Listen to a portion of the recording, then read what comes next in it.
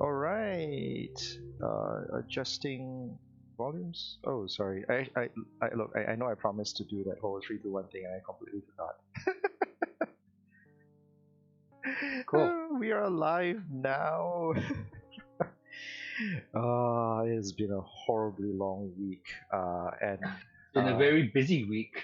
it has been insane.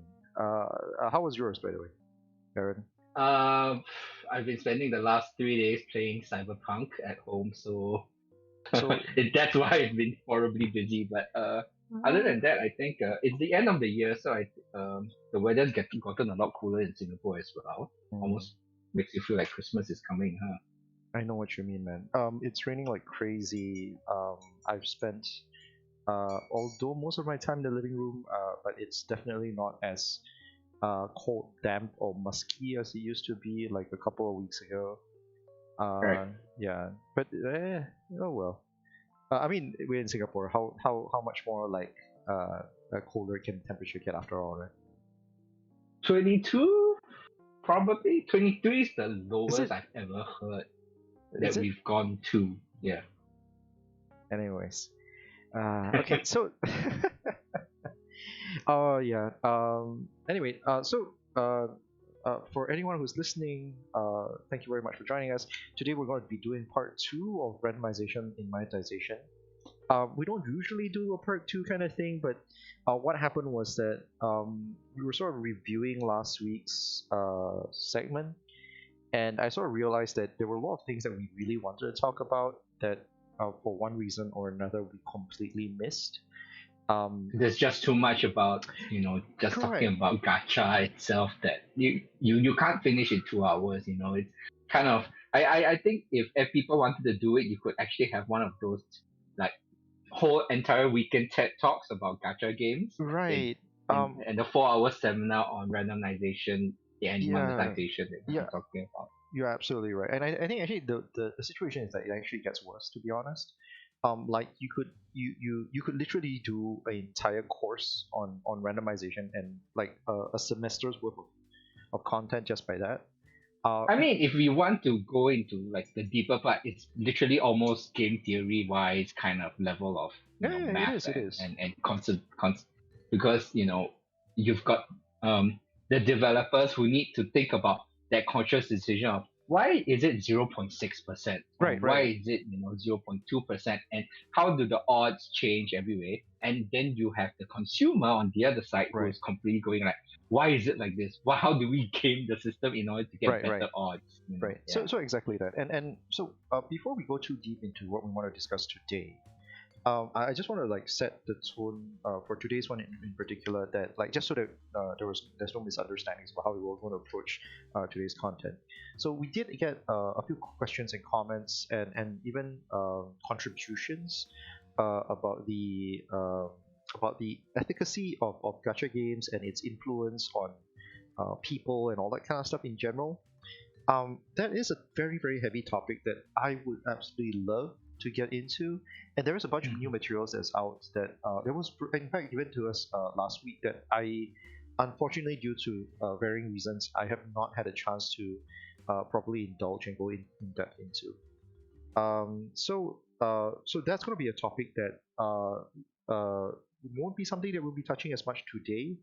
But very specifically today, we'll be looking more about, once again, the mechanics that we didn't manage to talk about last week, as well as a bit more about history of gacha and some perspectives that you may or may not notice or have heard of or have thought about it in a way towards like how the game design of gachas in general or gacha games in as a genre is approached. So I think that will be coming back. What will be our main focus for today, which is why it's still part two. I would once again like to talk about the efficacy of things another time. We did touch about it briefly last week, but it's kind of like an ad hoc basis kind of thing, right? Yeah. So yeah. So anyways, Aaron. So one thing, just to get back, just to dive right deep into the theme of things. I think one thing that we didn't manage to talk about last week was stuff about the history of gacha and like randomization and rewards. I think I when we were doing our warm up last week, when we were doing our warm ups and our trials last week, I think I did talk about it a bit in length, but I realized that we didn't really get into it inside our segment itself.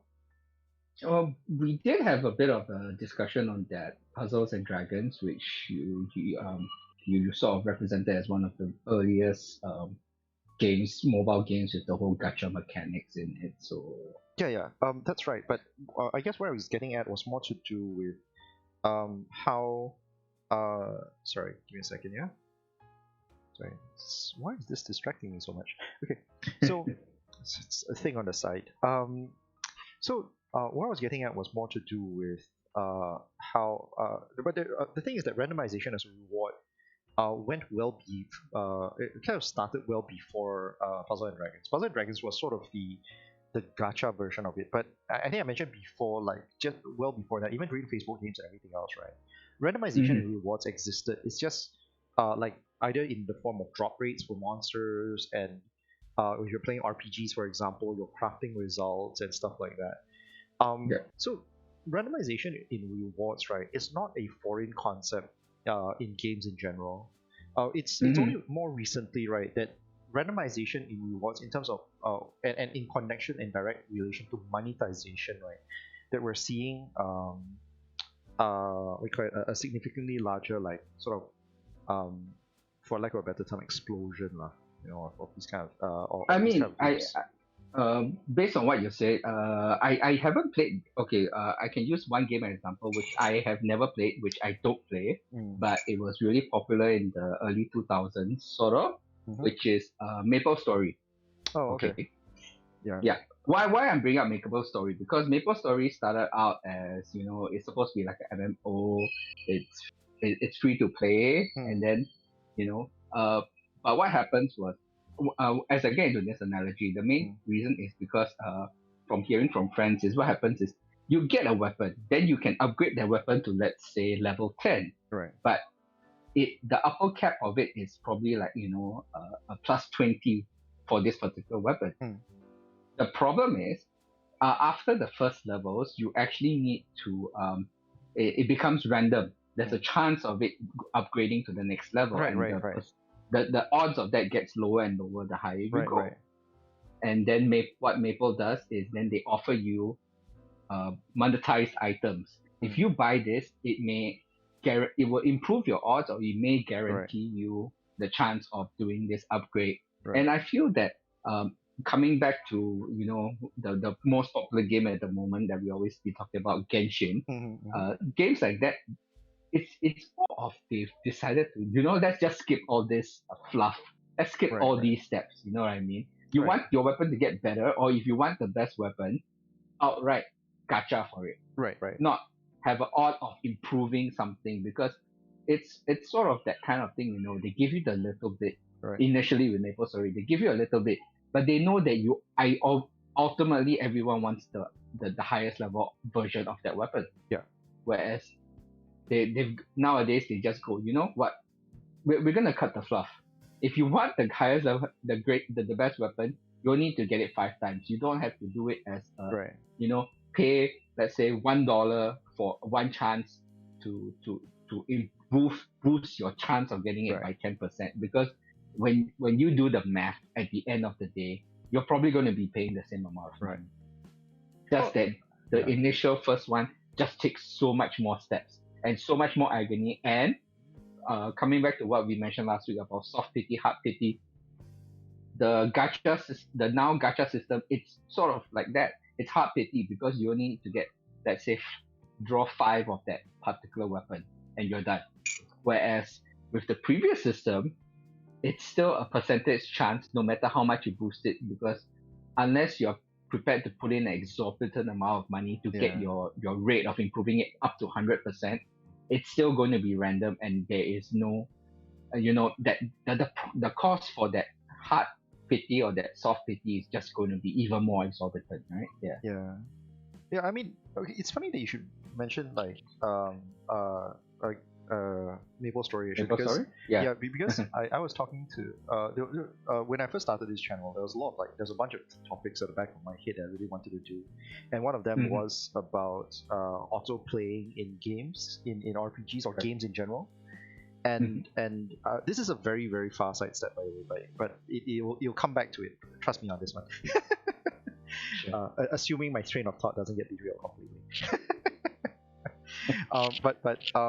So one of the things that I do remember, like one of the things that the games that were around that time, right, was Ragnarok Online, and Mhm. and Ragnarok Online had the same level of frustration, like the obscene amount of frustration, because to get cards, like to get specific monster cards, which was like basically the materia or the slotted items of your Yeah, weapons, I, right? I played RO, so I know, and Correct, I right? wanted the Mantis card, so I I spent know, like right? maybe 6-7 hours just killing Mantises, Correct, correct, just right? running in the circle, right? Correct, Yeah. right, exactly. So what happens is that, and then as a result, it sort of spawned uh, botting for Yeah. games. It turned botting into a mainstream thing for video games, which is like which was a topic, a massive topic I really do want to discuss, because that there is a lot of questions for me on that side of things, but that is once again a Right. very very different topic. So the thing I want to Right. come back about was the fact that, so back then what happened was that um, that same principle of of drop rates and getting to that monster cards and stuff like that, it's the same system in many ways, right? That the crafting system that you were talking about in Maple Story does. You are still looking at the drop rate to some degree. You are still looking at success rate to some degree. Strictly speaking, Yes. with only the modifiers being a significant difference, you are looking at virtually the same system. You know? Yeah. It's all percentages, but Correct. just Correct. in different forms. Yeah. Correct, correct. So, I mean, for those who are not familiar with it, this is a little bit of insight, at least from where I stand, and this is my share of the experience.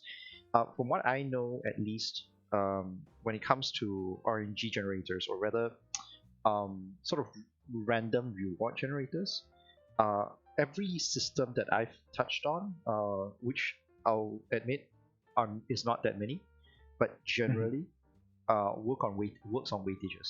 So the way weightages work, right, is like basically saying, let's say you have 60 of item A, 40 of item B, and 60 of item A, 30 of item B, 10 of item C. In this case, right, your C would be the rare item because it's like 10% chance of getting the item C, right? We're So talking about Ragnarok here, is it? um, I am Or talking just about generally? I'm just talking about generally. So Right. Right. so I mean, I drop rates I believe would probably use the same system in this way. So what happens is, let's say Sometimes, for example, but right, because from what I know for Ragnarok, mm, it's still individual because there's a chance you can get all three items: the common, the rare, and the right, legendary right, right, item. In that sense, which is right, different from gachas where each pull is just a single item. So it's correct, the correct. chance.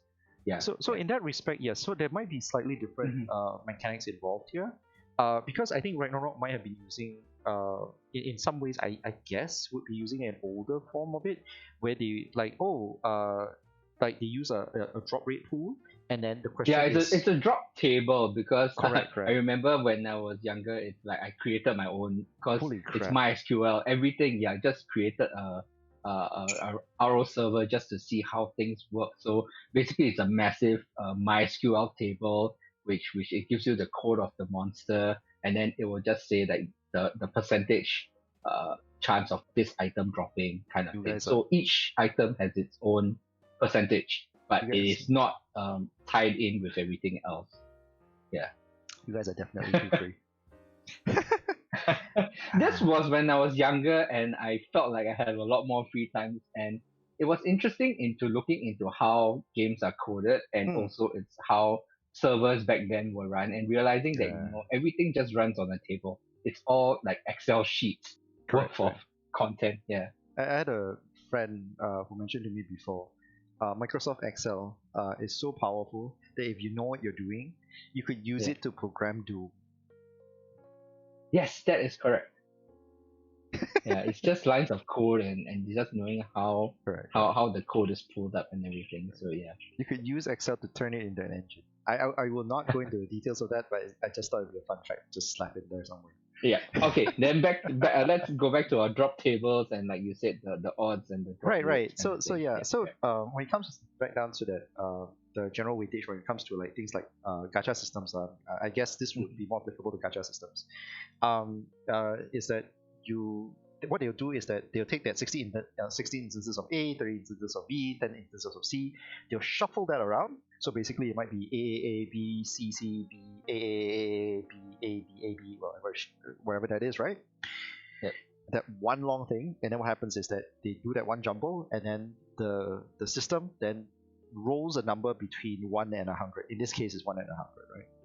So then from there, whatever number result you get is the thing that you get. So let's say, for example, you roll 89. The system rolls 89 for you, and then on the number 89, it's an A, right? Arrangement there, Mhm. it's an A. That then you get an A, so that's what you get. So that's generally how weightages and most are sort of weightage based RNG system, reward system gives you. Mhm. Sort of decides on your reward. I've worked on card games, digital card games before. I've worked on gacha games before, and they were using the same system. The only difference is whether how they do their grouping, so to speak. So let's say, for example, if you're looking at a card game system, right? Um, uh, your commons, like say for example, you Right. got a bunch of commons. Let's call all commons as A, right? So it'd be like A1, A2, A3, A4, A5. All of them have a certain amount of weightage, right? Right. So, and you say all commons are equal. So all of the commons weightage, right? You can say just so that you have a nice so you have some numbers to tweak around. Say as 10, right? So, and Mhm. let's say for Mhm. example you got 100 commons. So that's 1,000 weightage in total, right? Yeah. So you set this as a group. Okay, put aside. Then your uncommons, you do the same thing. You do the same process.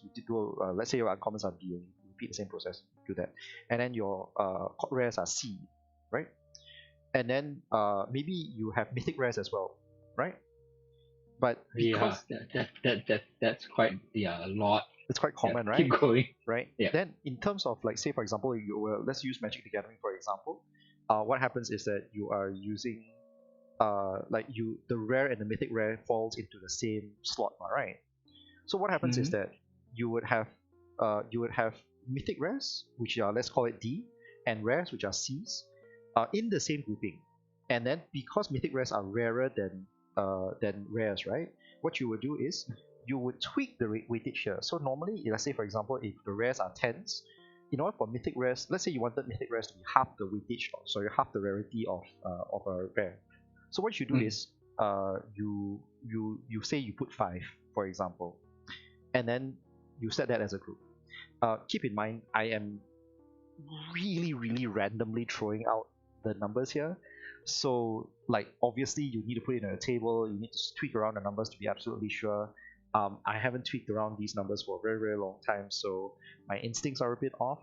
So, if you've got a complaint about those numbers that I just rattled off, please, like, yeah, go ahead, put it in the comments somewhere or something like that. I would love to take note of it. It's always nice to be updated. But yeah, so please, what's important is the logic, not the math itself. Offhand. Yeah. Mhm. So yeah. So then basically then so every booster pack, right, would then say, okay, I'm going to roll. Say for example, if you have 10 commons, 3 uncommons, and 1 rare. I'm going to roll the first group, which is a group purely made of A's, 10 times. Right, I did say 10 commons, right? Yeah, so 10 times. So you roll 10. It, repeat the process, 10 cards then to you.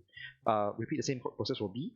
And then because you have only 1 rare, right, what you'll do is that you'll Mhm. roll this group of C's and B's, right, to pick up 1 card. And because of the weightages that are different, obviously there'll be less cases of mythics and more cases of rares. So the odds of you getting rares, right, is significantly higher than the odds of you getting a mythic. So that's how generally like booster packs and these digital card games, right, can do their booster packs. So that's the Mhm. logic of at least how these kind of games do it.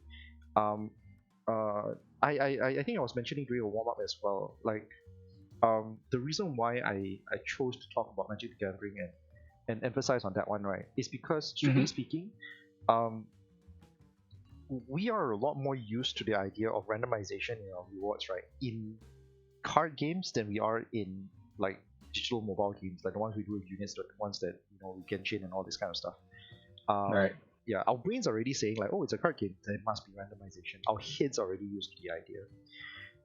And when Genshin came about, there was like this bunch of people like complaining about it because I think a lot of people are just not conditioned or not aware, like just consciously saying, oh wait, this is this kind of game, there will be randomization involved, that kind of thing. Right. Yeah. So yeah, but systematically speaking, right, I think it's really, really, really, really similar.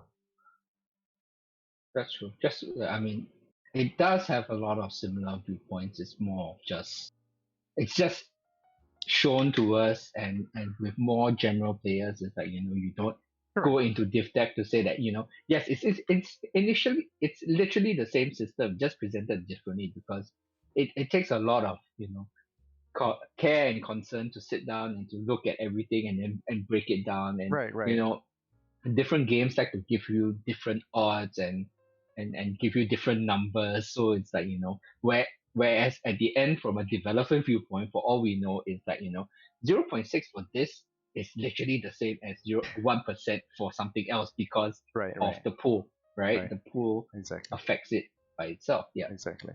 So yeah. So uh man, this is horrible brain fart. I don't know where. Oh god, damn it. Ah. Wow, Okay. this So, is a bad night for the both of us.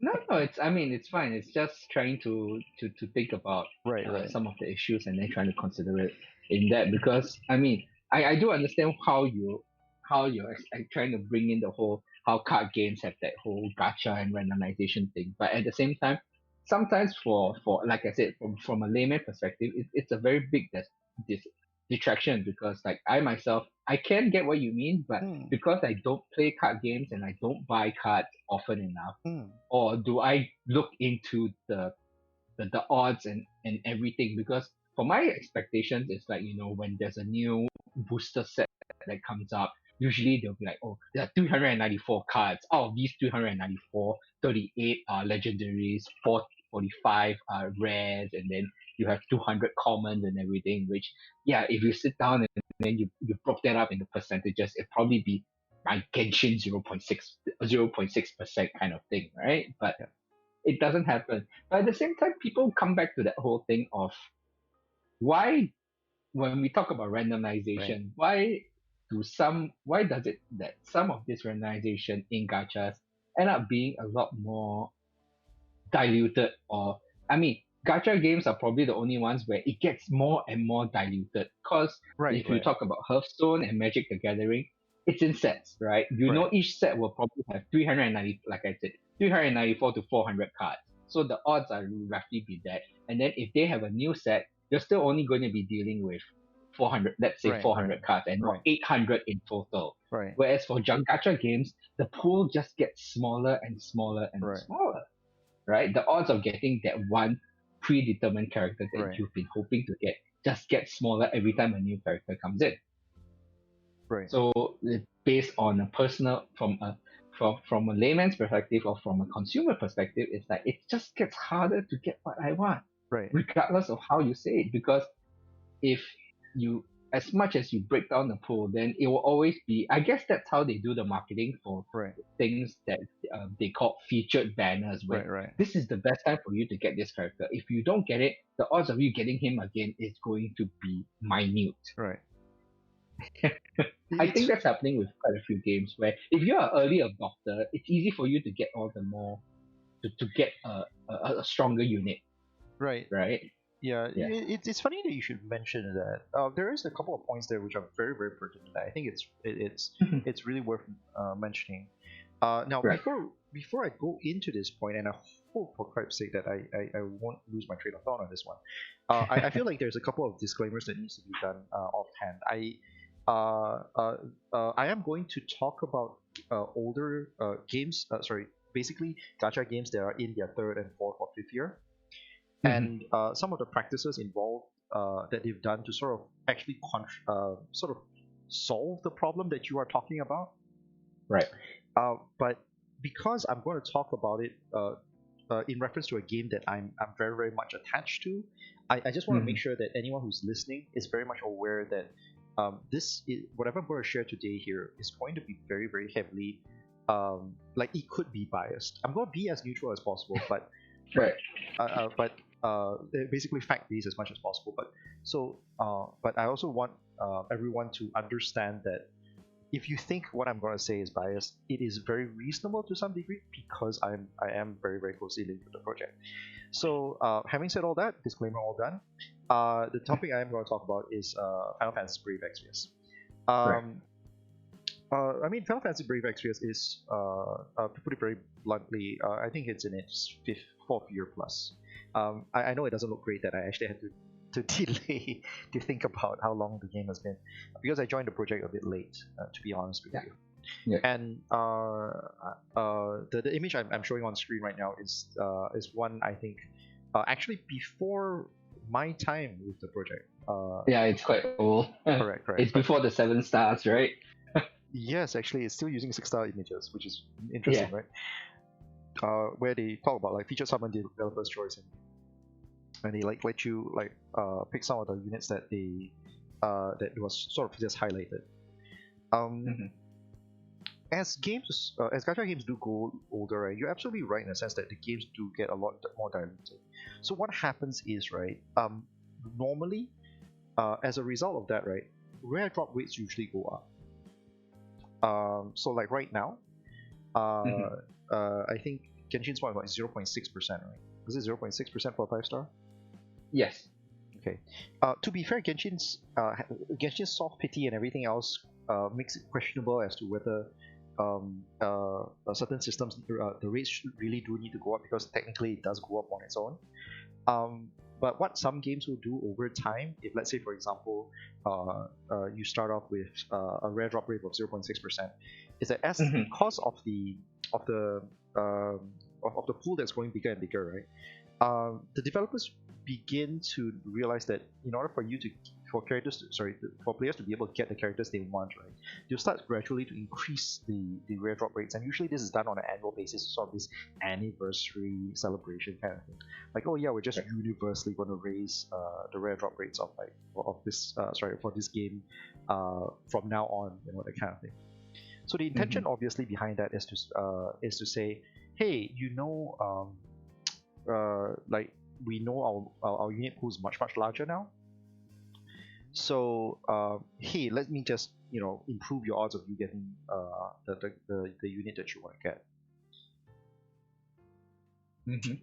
And even if you don't get the unit you want to get, at least you would get something good, that kind of thing. This is also obviously good for like longer term players who've been with the game for a very long time and might not have caught like all their favorite like high tier units and stuff like that. So it happens. Right. Yeah. I mean, I can agree with you at some point, and then at the same time, I can also disagree because, like you said, the percentages go up, but in certain ways, it doesn't also mean that the percentage of that particular unit, because it's sort of like if you had let's just come up with fixed numbers for now. For anyone who's listening, I'm not using like a real number. So it's like if you have a 10% chance of getting these 5 characters, right? On a general basis, you're looking at there's a 2% chance each because it's evenly divided by these 5 characters, usually it'll be right? something like that, yeah. Then you go through like 4 years of game expansion. Usually the rate doesn't if the rate hasn't increased, it's 10% chance, but you're looking at maybe a pool of 50 characters. Right. So the odds of getting one of that part out of those 50 characters becomes 0.2%. Right. So once again, so once again, it's funny that you should go down this route because this is very much. Keep in mind what I'm going to share here once again are the thought processes of people before me. So these are like a lot of these systems were put in place before I joined the project. Right. But it is the train of thought, right, that that I think came about. So you're right in a sense that, hey, if let's say for example, by the way, so like say for example, Ayaka is on the screen there, right? So let's say for example you wanted Ayaka and go like, oh wait, um, I didn't get Ayaka the first year, the second year I still not get Ayaka for some reason, and She then gets harder to get as the pool gets bigger. correct, right, exactly. Because if she's not on a rate up or a featured character in Correct. that sense, right? Exactly. Yeah. So, what happened was that the game introduced one of two things. These days, when a unit is on a rate up banner, like a featured banner, there is often a hard PT system inside the game right now. Right. That's not systematic. Basically, what it does is that you roll a certain amount, you would get something like an exchange coin, and you can use this coin, right, to trade for the unit that is on the rate up banner. So this is sort of like the hard PT system that's currently in FFB. There's Right. It's the same as Grand Blue Fantasy with their sparking system, and I also I Right. currently play Dragalia Lost, so they've implemented that for each particular featured banner. Correct. After 300 pulls, you can exchange for any of the main featured characters. Right. Exactly. So that's how they sort of went encourage around you the to thing, stand. right? Exactly.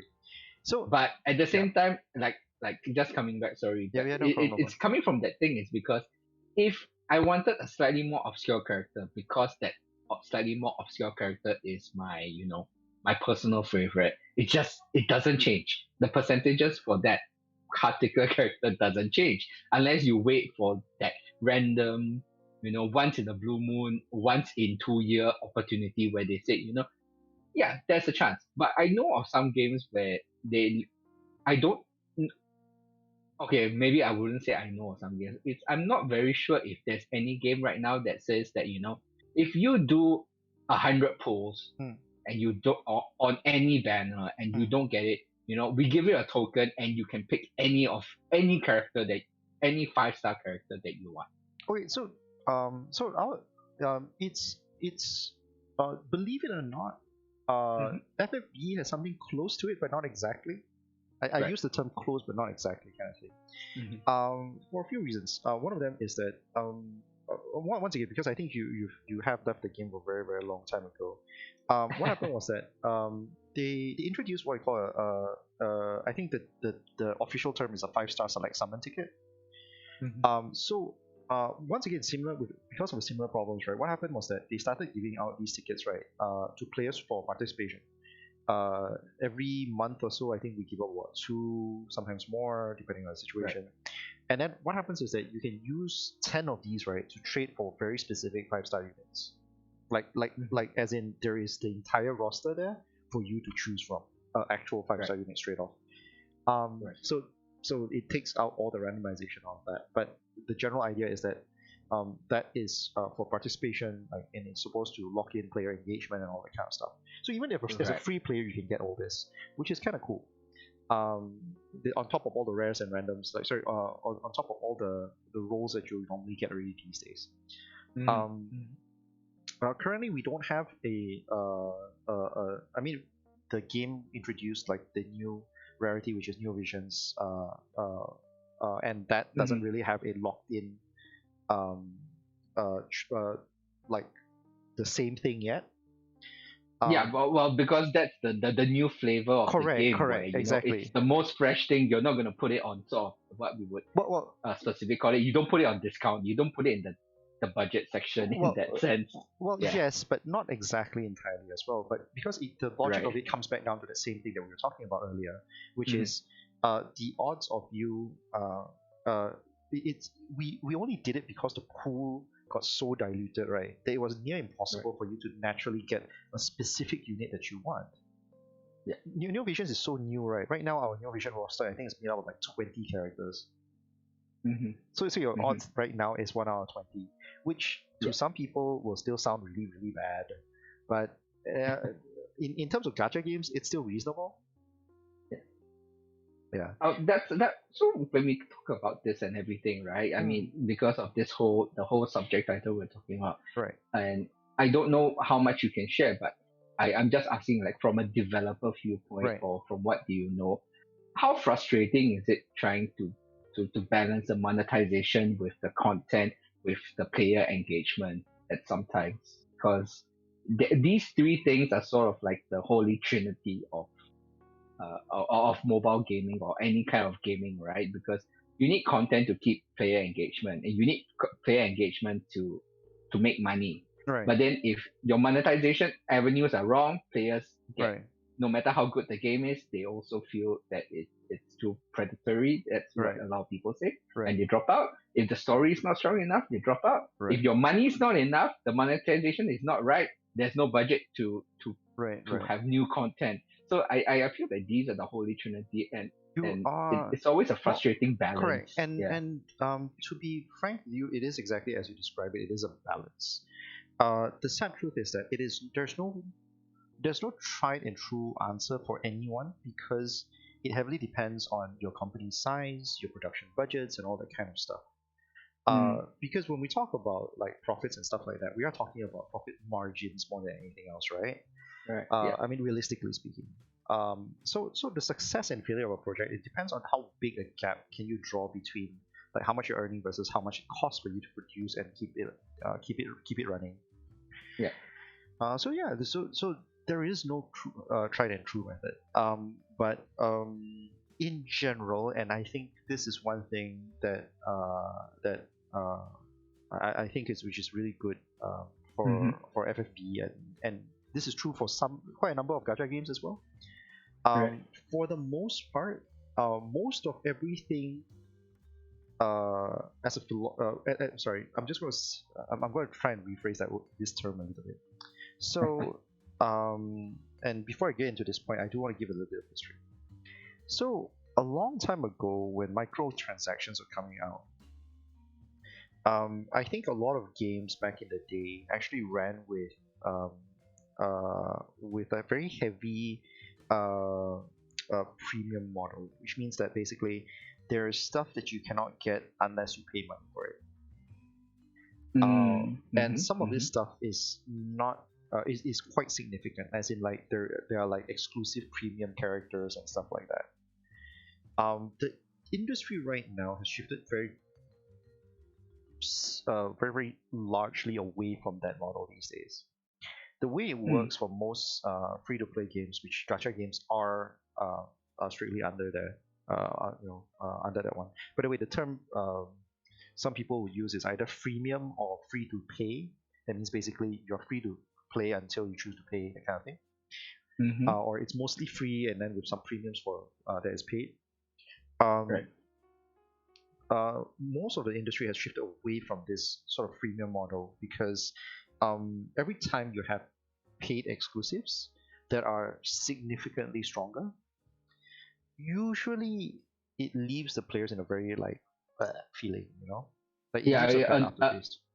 It does feel like it alienates a general Exactly. group of the player base, because it's like, I feel that, if you read articles online Right. and you look at it, it's always kind of like, the you about 70 to 80% of most mobile game player base are free, completely free, like Correct. because they're either a younger group or they're just trying it out, or Right. you come back to the other industry terms of casual.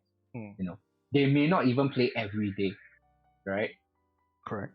And there's like maybe about out of that, I would say probably 70%, and then you have the next 25% who are a bit more.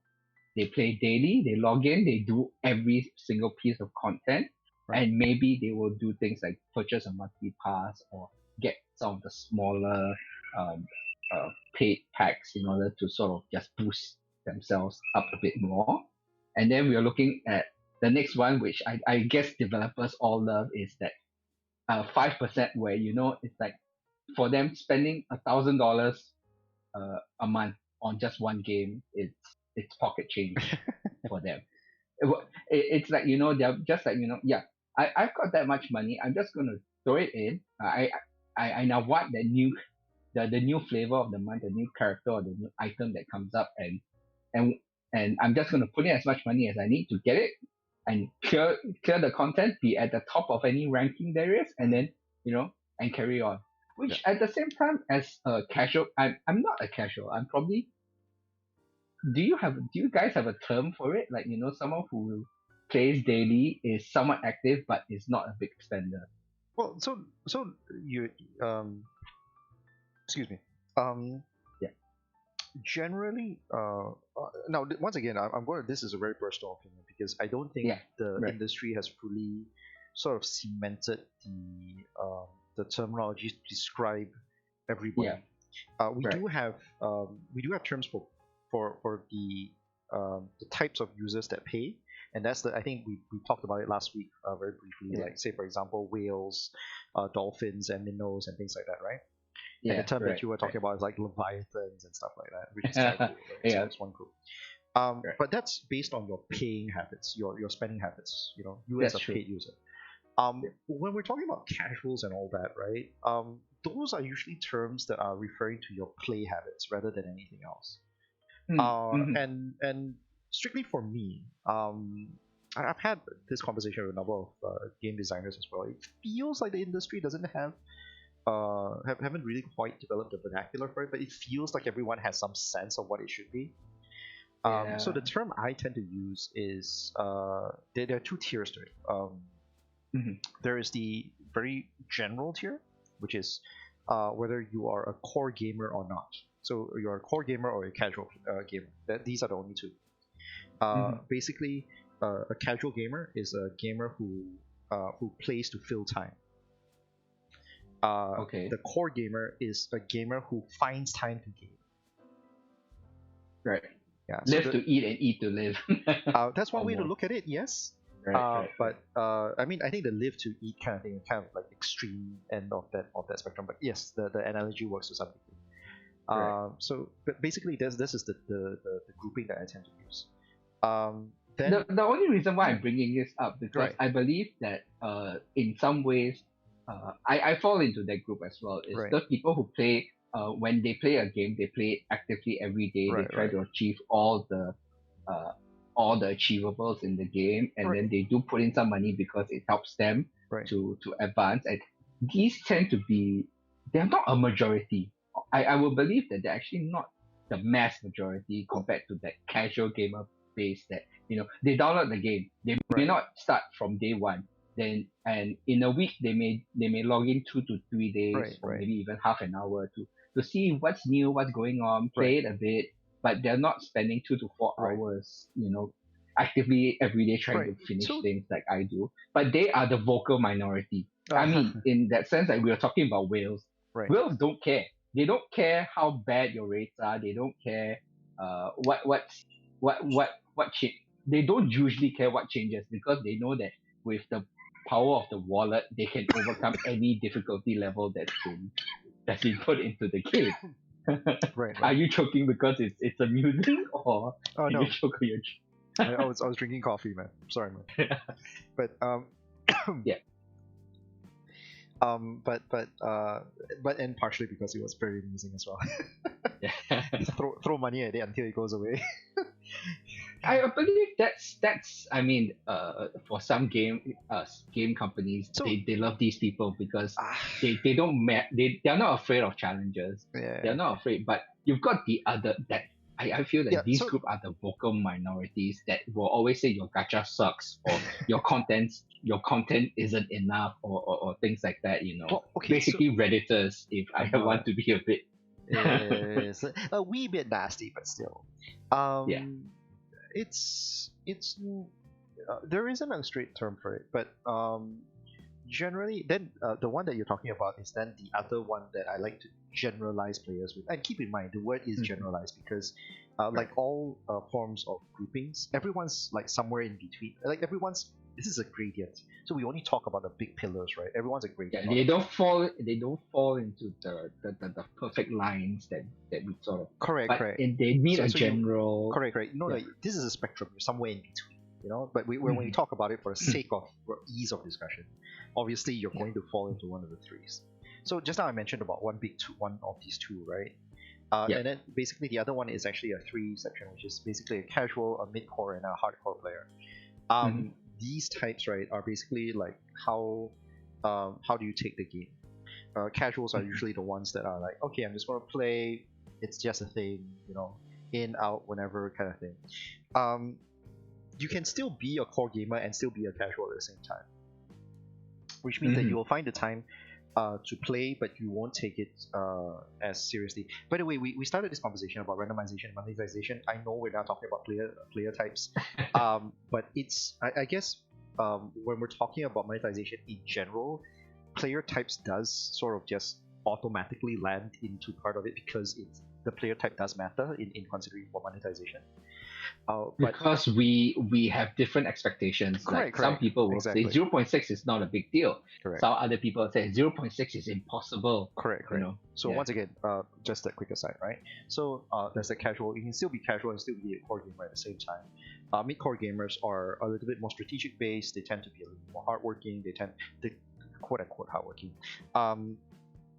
They tend to play the games that they want to play as though that it's a little bit more serious. Like they tend to be more invested in general, Right. that kind of thing. And then hardcores are like obviously the min maxers and all that kind of stuff.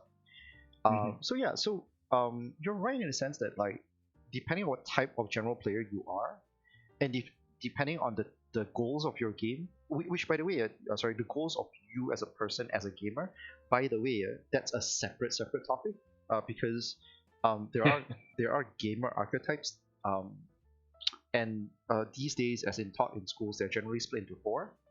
Right. That is a very very different conversation because I do want to Yeah, talk it about that is. someday. Yeah, we But can but move off from that. yeah, so I that one, and it's very very deep. So let's not go there. But depending on your goals of you as a gamer, your spending habits do change. Gacha games are really really bad, and this is the part where I try to be a bit more objective, right? Gacha games are really really bad. For those who suffer really badly from FOMO, and yet they are hardcore gamers. That Yeah, is very true. That is yeah, extremely true. I think I fall into the archetype correct. in a bad way with Yeah, certain with how I approach games. Like in right, normal RPGs, it's like I need to complete all the quests, so it's very correct, easy to suffer from burnout. So correct, when it comes to gacha games, it's the same thing. It's like I want to get all the characters so that I can either try them out right, or to ensure that I'm prepared for any type of content right, that the game is going to throw at me, right? right, Yeah. exactly. And it does get very that's sort of like the worst end of it. And as I think we mentioned last time, it does have a lot of the trappings of gambling. So that feeds into itself pretty unhealthily if you don't know how to control yourself. Which actually leads itself into a very interesting topic because I did want to when we were talking about warm-ups the last time, right? Mhm. There was I also wanted to talk about how other games mitigate that issue with like not being able to get what you want. We talked Mhm. about it just now through FFBE about the exchange shops and these kind of like what essentially is systematic trading. Like, oh, I get to trade for specific units and stuff like that. Providing you avenues to get Correct. characters that you want without feeling left out or trying to spend Exactly. exorbitant amounts of money, right? Yeah. Exactly. So, just as a quick aside, back to that point as well, this is actually very similar to dusting in Hearthstone. Mm-hmm. Not that you dust unwanted cards and get like cards you want, but very specifically through the process of getting extra units or whatever else there is, right? That you get an exchange currency that allows you to trade for very specific items that you want, that kind of thing. So in those kind of things, a lot of gacha games have sort of like moved forward into this sort of new era of, hey, yeah, spend money with us, but at some point you spend enough. Here's what you want, that kind of thing. Mm-hmm. Like here's something that you really really want. If this was a more well-produced show, this is the point where someone will play like a snippet from Spice Girls or something. Unfortunately, I do not have the kind of production budget or can afford Spice Girls soundtracks. But yeah, but DMCA. So DMCA, don't man. worry about it. Yeah, Yeah. not like I'm gonna earn money out of this thing anyway. So yeah, but that leads to one thing that I did want to talk about, which is Mhm. which is a game that which is Raid Shadow Legends, not sponsored. Um, because Raid Shadow Legends does use a gacha system, Mm-hmm. and the thing is that the thing is that if you've ever played the game, I'm assuming you don't play the game. By the way, this once again, I was not joking that this is not sponsored. Raid Shadow Legends like throws money everywhere, but and if they want to throw some money my way, sure, by all means. But this is not sponsored. um, uh, what happens is that on Raid Shadow Legends, they literally let you roll super duper often. Like I think it's Mm-hmm. like a 8 or 10 roll every day, almost as a if you're just active enough, you generally can get this 8 or 10 roll every day. Right. Um, the thing is that their rates are kind of like not fantastic. Uh, Mm-hmm. uh, let me Is it just because it's diluted or is it just really low? it's actually just really low. Like you had this you gave me this chart that I'm actually showing on screen right now, which is Mm-hmm. like under normal circumstances, the 10 rolls you get every day, right, are this bunch of mystery rolls, the mystery great rolls, Right. and that right only goes up to rare, which has a 1.4% chance of getting a rare, Right. right? And then if you do an ancient roll, which is your I think something that you get once of like you get a 10 roll a week once a week, it only has a Mm-hmm. 0.5% chance of getting a legendary, Right. right? But there's no Isn't this? I mean, just cutting aside, isn't right. this the same as FFP with the friend point thing that they? I'm not sure if they still have it, but No, that they was don't have previously it. where, Nah, they never had that yeah, anymore. The friend point no, it thing. was that friend point thing where you could get up to 3-star units literally almost every day, where you could do a draw for characters. Where it's sort of like a cheaper gacha just to get people to get used to that pressing that button and getting rewarded for Well, it. But well, it's okay. not the higher tier units. Yeah, Well, so what you're describing there just now is a yeah. pretty old gacha system. Like some games do still like a lot of the older games do it now. Most modern gacha games don't do it anymore. Mm-hmm. Mm-hmm. Which is very Skinner boxing boxerish kind of thing. You know what Skinner Uh-huh. boxes are, right? Yeah, yeah. Yeah. So I won't go into too much into detail for Oh, that. you should describe it for the audience who may not be Ah, too familiar with it though. that's a pretty long topic. I'm sorry. I'm just gonna skip it for now. Yeah, right. No worries, no worries. But it is one of the darker elements of and frankly a lot more of the disgusting elements of gacha. If I'm Right. going to be perfectly objective about it, right? So the fact is that Mm-hmm. um, Skinner boxes was in an era of gaming, and it's not only in gacha. To be frank, it's in a lot of games back in the day. A lot of casual games were Skinner boxes. Was virtual Skinner Right. boxes. Mm-hmm. Um, Strictly speaking, just so that if anyone listening is looking for a reference, Farmville is a form of a Skinner box. Just saying. Okay. Mm-hmm. Mm-hmm. So Skinner boxes are not just gacha games. There are some games that just are natural Skinner boxes. Anyway, Yeah. but yeah, having said that, if you see what coming back to the topic, like uh, what Raid Shadow Legends did was that basically they said, okay, hey, you have the most common mystery drops, and then you have these ancient drops that you get once a week. Yeah. I think void and sacred drops you can only get through paid currency.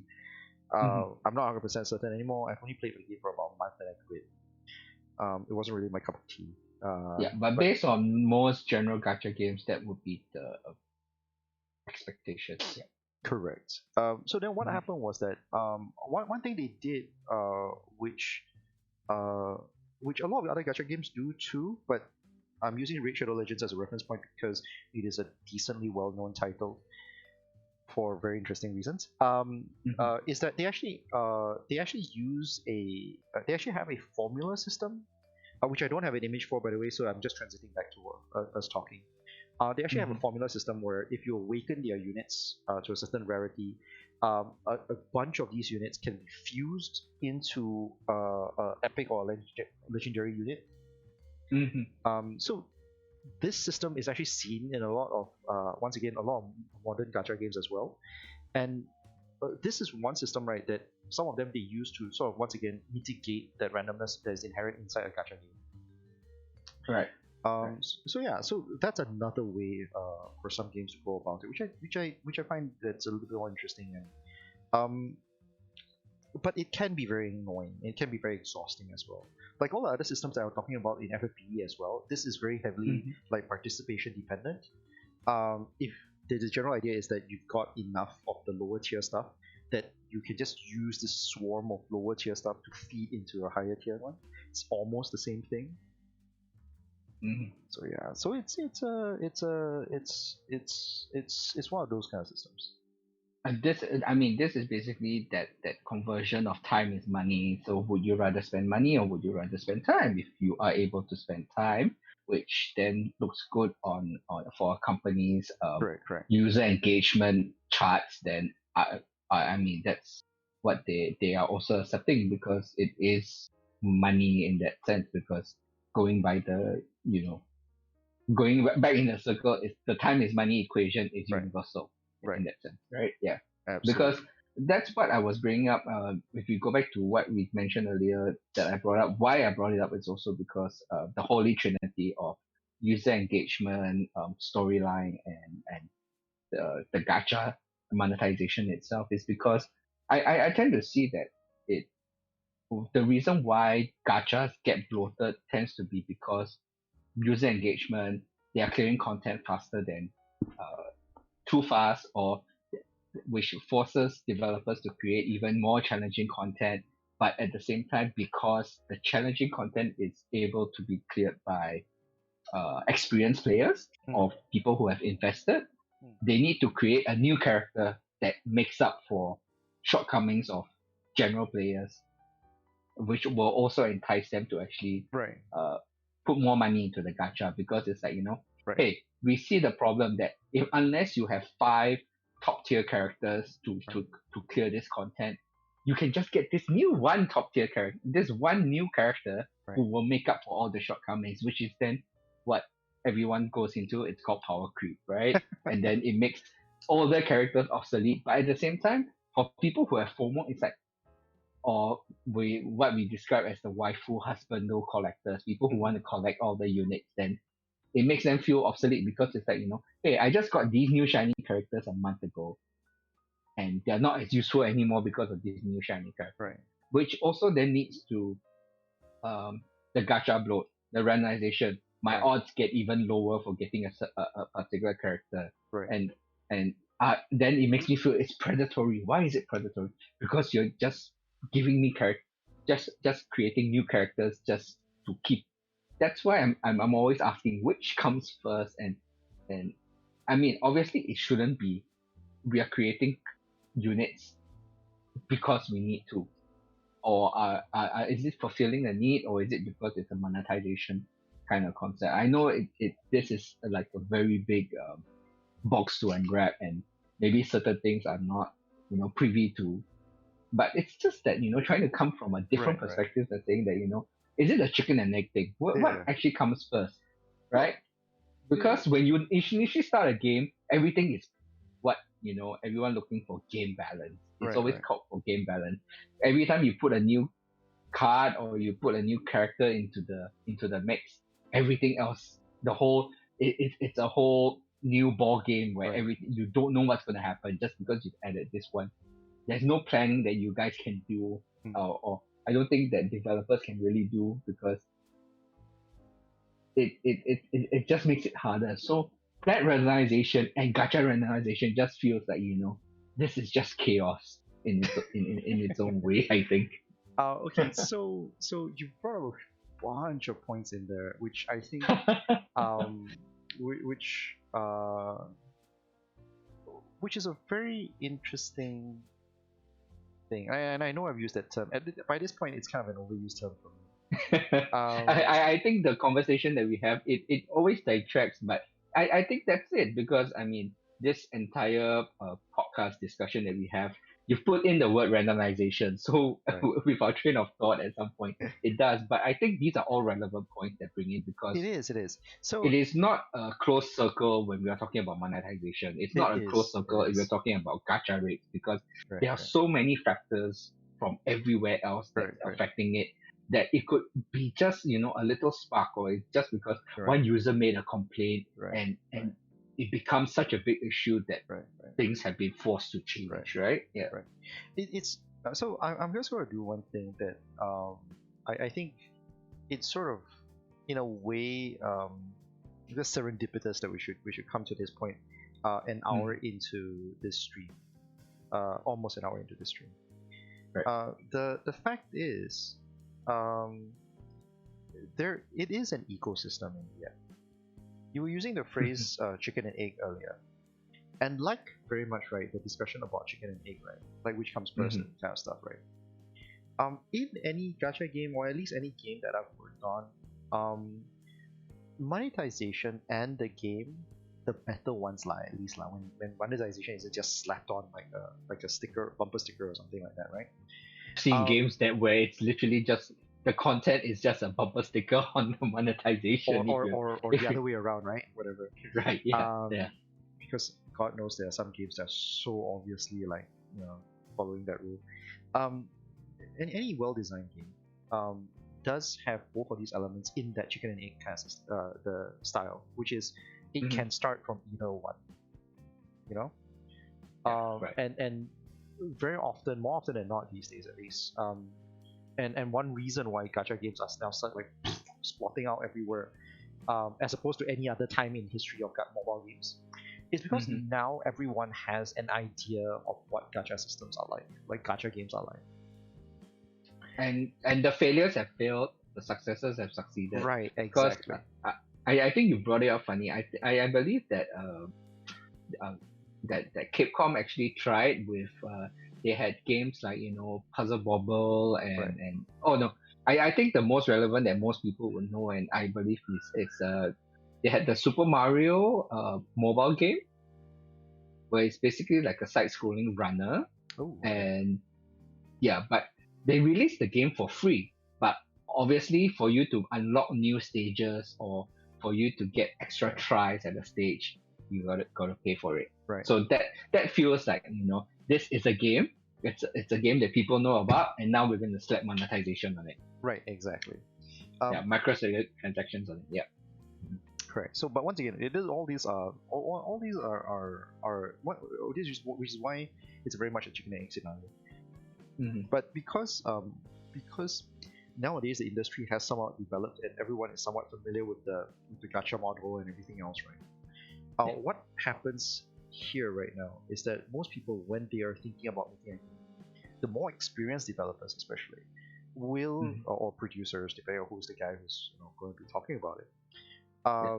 it thinks about it on both sides, which is how does game design uh, affect monetization and vice versa? How does monetization affect game design? Mm-hmm. Very much in part, this is what this conversation is about.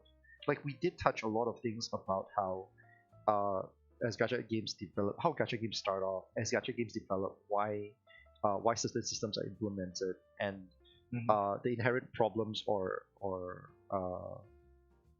and solutions to gacha games. And I'm actually pretty happy how much we've actually covered in this 2 hours or so of us just rambling and talking really randomly. Mm-hmm. Mm-hmm. Um, but yeah, it is very much a chicken and egg scenario.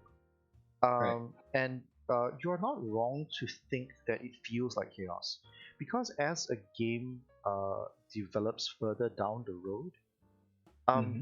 it it's actually both. Like you were talking about whether game design mechanics and needs, right, are the ones that drive Uh-huh. unit design, or do we use the unit design, right, to drive the need or demand and things like that, right? And the Right. fact Yeah. is, right, both happens, because in some cases, right, uh, Yeah. when the game starts off, and it's the most obvious when the game starts off, you can Mm-hmm. spot weaknesses in the thing, and then you say, oh, users would like this. Let's then introduce a solution after that. That kind Right. of thing. So But it's the market forces where then you create this character and then it's like oh now there is now we need to put in content that challenges players who have this character, right? correct. So Yeah. actually, your example is the other one, which is, Mhm. oh, there's this mechanic that we have. We're going Yeah. to push this mechanic a little bit more, and Hmm. now and make it harder for the players. You could Yeah. solve it with everything else that you have so far, or you could get this new shiny unit that makes it easier for you. Yes. So that's how some other games do it. You create the demand, then you build, and you give them a solution for it. Yeah.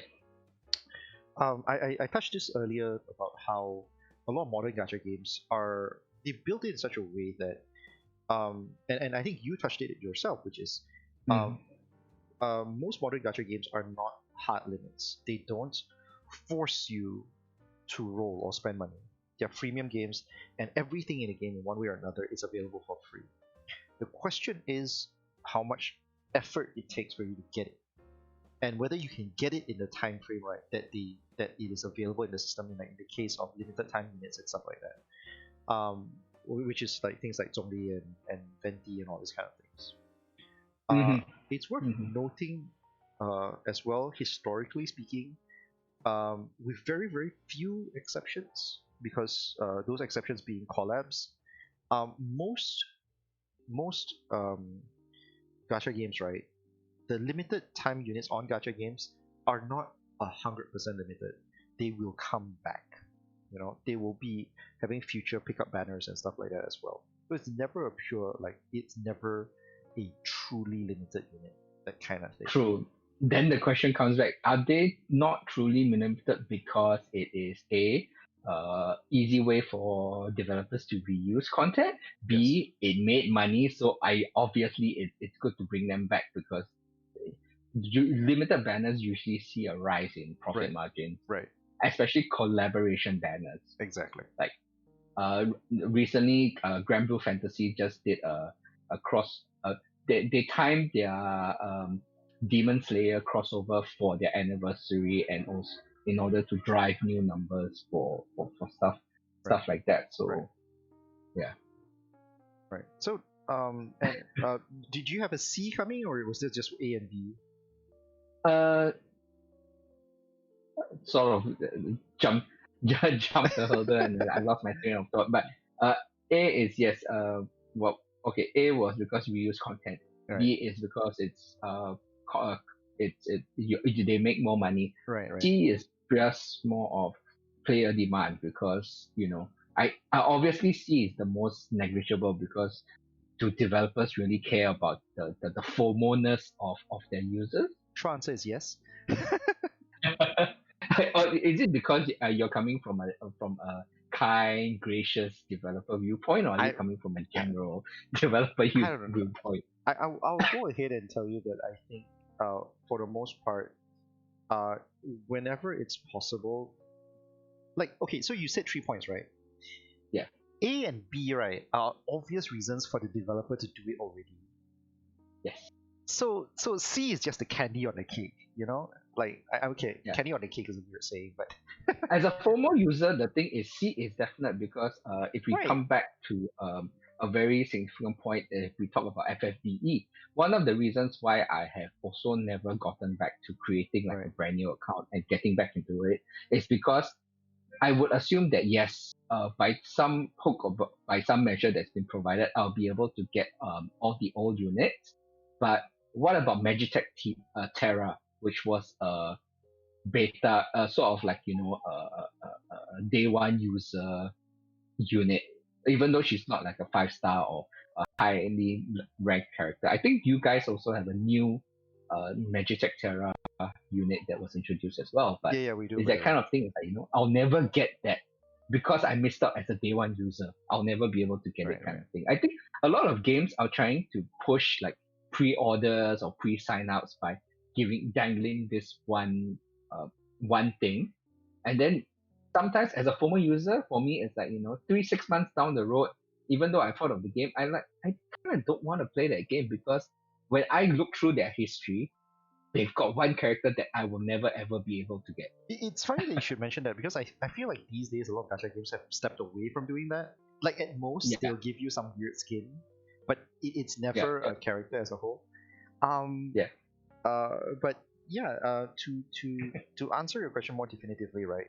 The Right. fact is, it's all of the above. It is for monetization reasons. The lowest hanging fruit and the most obvious one that everyone will poke at, it is for monetization reasons. I will not. We do a collab because it's going to make money, because it's Correct. it's the flavor of the season. People Right. are just going to jump in, Correct. or I'm able to connect two universes together that Right. so it opens up the market. Yeah. Right, and it also allows you to respark an interest in. It allows for cross pollination for the game, and as well as respark an interest into the game.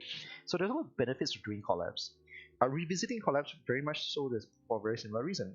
You revisit collabs because in case people who missed the first time would get it again. So Yes. it's very similar reasons. Then and it and there's obviously the player demand, right? Yeah, but it also annoys older players who've already played it once through, well, and so they may or may not get new rewards out of it, right? Well, so so- then you have to balance that. right, so that's why new content must always come in, even if we do revisits. Whenever we do revisits, we always come bringing back old content with new content together. So we make sure Yeah. that the old players have something to play. That's the general rule these days when we're doing content. But yeah, but just to put a capper on that point. Limited time units aren't completely limited. They are there to sort of create a flavor of the month, if you will, and sort of just to like, hey, we're at this period and have something like for players to be excited about. Right. No true gacha game short of collabs, because collabs have like rights and everything else and contracts to think about. For the most part, do not have. It's always very easy for a gacha company or a game, right, to sort of revisit a limited time unit. Yeah, depending on the occasion. Okay, so we've gone through all this discussion, Right. and basically, actually, at the end of the day, I was actually trying to build up to my main thing that comes back to this whole randomization that we are talking about, because earlier you mentioned that whole thing saying that with certain games and developers, what we try to do is we try to increase the rates, right? But coming back, when we talk about limited units or the new unit that's more relevant for content at that particular point in time, whether you're old player or a new player, usually that new unit that's released has to be it has to be the most relevant because of all the, like we mentioned, change of game mechanics, Right. and things like that. Right. So you can still say, oh, this is a 0.6 rate for 5-star characters, but in true actuality, it feels like the rate is only, in that sense, usually what they do is that the featured is 50% of the entire rate, which means that it's actually only truly a 0.3%, where the rest is the older characters. Yes, they may have the relevancy, but from a very specific point of view, that means my gacha rate is only 0.3% in actuality. Coming to Genshin, we're talking about Zhongli. No one cares if you get the other characters. You're like, oh, great, I got another 5-star, a different 5-star character. I am happy. You can hear it in the voice. It's like, are you happy? I am happy that I got a 5-star character. But am I truly happy? Obviously not, because satisfied. Yeah. You are satisfied because it's a 5-star character. You have to be satisfied, right? Because there was a 0.6% chance of getting a character. Right. But it's only 0.3 for that featured unit, that flavor of the month, the husbando of the season kind of thing. Right. And the unit that everyone wants, the new shiny that everyone wants to show off. So that randomization, like you broke it down earlier, is like, out of 100, you have a 1 in 100 chance. So it's that kind of thing. But it's 0.6. You can inflate the numbers, you can give better readouts, but usually what these developers it feels like they tend to do is, I can even go up to 12%, but at the end of the day, the one character that you want is probably still going to be 1%. If you're lucky. Right? So this is where I mean, we talk about randomization, we talk about all the odds, but at the end of the day, you throw away all the other 99%, 99,000 characters, because you're only looking at that one. Right. So here's the so I guess I see there's a point that you're trying to get to, but I'm trying to see what it is exactly, because there is a lot of like I can see the sentiment that you're trying to build there.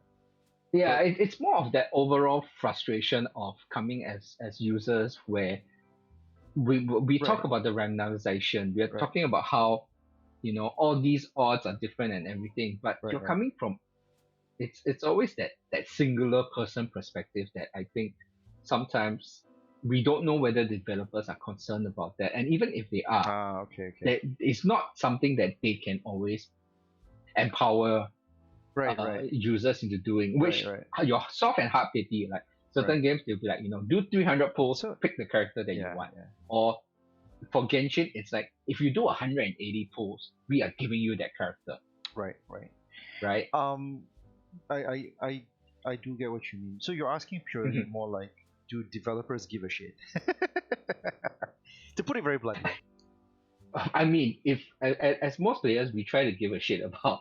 I mean, we try to show care and concern, and Mm-hmm. we be like, yes, some because you have players who go and say it's like, I love the way that there's some games they're so Right, generous. right, They right, give us this, they give us free content, right, they right. give us free updates, and I'm willing to put down my $10 because I feel like they deserve it. And then you have other gacha games where it's like you want this character, that's going to be 69.90 charged to your Apple to your Apple account, Right, right, and maybe you get it, you might right. get it, or you might not get it. And Okay. but at the same time, when you look at both of them from a different perspective, they are still exactly the same because, like you said, the odds are the same, the Right, right, percentages are the same. right. But it's I think it's how it's overly packaged, and then like we mentioned, you come back to hard pity.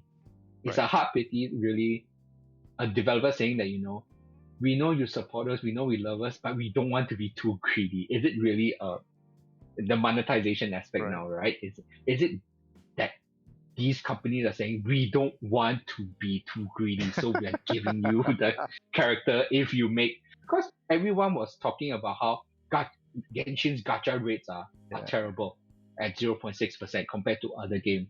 yeah. But then if you do 180 pulls, you are guaranteed the character. Right, right, On the other side, there are certain games like we bring up Grand Blue Fantasy where they right. do give you a lot of free pulls and everything, and free draws, but they need you to do 400, or was it 400 or 450 before you can get the guaranteed character that you Right, want. right. And So when you look at the numbers on that side, it's yeah, like who is actually being nicer? yeah. Because layman, consumer, Right, you if you look at 1%, if you look at the percentage, right, Genshin is shit. right, But if you look at the generosity for guaranteed character, GBF seems a bit right, over right, the top, right? Yeah. right. Okay. It's a very, very interesting topic that I definitely want to get into. But I think before I get into it, I do think it's worth mentioning. Just a quick note about sort of the elephant in the room. Fate Grand Order is one of the titles that we wanted to talk about. We never get a chance to talk about, partially because it is one of the games that when it first came out, right, still was the one with the lowest drop rates for its SSRs, Mm-hmm. and still does not have a hard PP system. Yeah. It's worth. I do feel like we would be remiss if we didn't mention Fate Grand Order in this discussion. Not to diss it, Yeah. mind you, but simply the fact that, like, just out of sort of a fairness study of the entire industry, it is worth Which is noting, true. right? Which is worth noting. I mean, my disclaimer is I got into it I thought it was too draggy, but at the Right. same time, after hearing horror stories from Right. friends and stuff like that, I didn't get into it. So my disclaimer is I don't talk about it as much because I don't play it enough to be truly Hmm. neutral or judgmental on how the whole thing runs. Right, You can right. only look at it from a very fixed, this is a percentage, Right. and it doesn't have a pity Right, like right. reward system. Yeah. Right. So uh, uh, it's also worth noting that and once again, also in a very similar fashion, I feel like I have to state out as well. I've been strictly a free to play player, at least for Grand Order. I was playing it for about 2 to 3 years quite actively. Wow. Yeah, Okay. I was pretty much into it. The graphics were fantastic, and my luck is actually AAA in Grand Order for some reason. And when I say AAA, I do mean it like sort of an off-banner luck kind of thing. I very jokingly tell people that like, yeah, of your 4 support mages that everybody wants, like the one that is basically Merlin, Waver, Tamamo, and Skadi. Mm-hmm. I have Mm-hmm. 3 of them. Right. I have 3 of them, and I'm a free-to-play player. The only one I don't have is Merlin.